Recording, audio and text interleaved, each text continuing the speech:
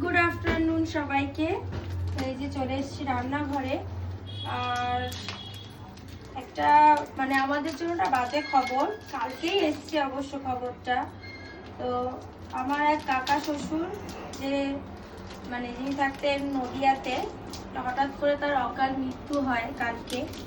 গাছ থেকে পড়ে গিয়ে ওখানেই স্পট নাকি উনি মারা যায়, মানে যেটুখানি আমাদের কাছে খবর এসেছে।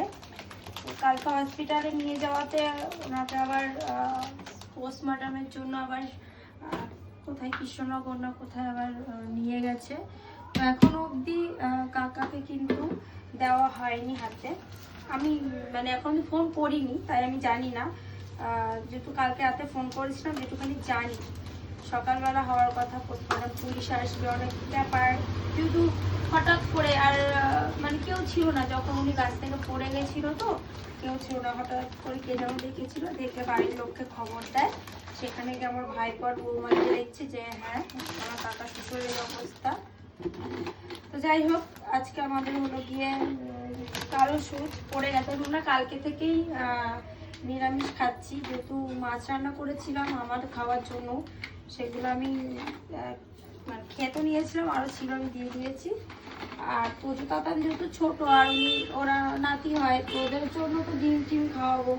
বোঝো এতদিন তো শরীরে ঘাটতি পড়ে যাবে, বাচ্চা মানুষ তো ডিম বা প্রোটিনযুক্ত খাবার তো আছে, শুধু ডিম আছে এটাও না।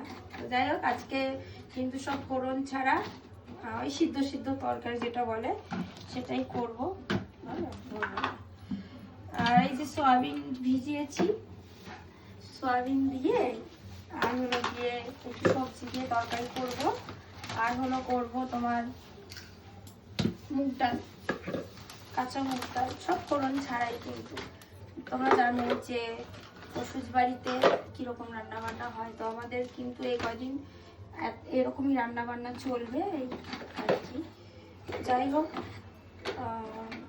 আবার ওখানে ফোন করবো নদিয়াতে, কি করছে কখন কি ওখানে কি পরিস্থিতি জানি না। অ্যাকচুয়ালি কি বলতো, কাকা শ্বশুরকে আমি নদিয়া গেছি দুবার, দেখেছি আমার শ্বশুরমশাইয়ের মতো দেখতে, কিন্তু আমার শ্বশুরমশাই খুব ধবধবে সাদা ছিল, ওরকম সাদা না, উনি একটু শ্যামবর্ণ, কিন্তু আমার শ্বশুরমশাইয়ের মতনই দেখতে। আমি যখন ওনাকে প্রথম দেখেছিলাম আমি বলেছিলাম যে মা এটা পুরো বাবুর মতনই দেখতে। আর আমি আবার কাকা শ্বশুরকে বলেছিলাম যে কাকা আপনি তো পুরো বাবুর মতন দেখতে।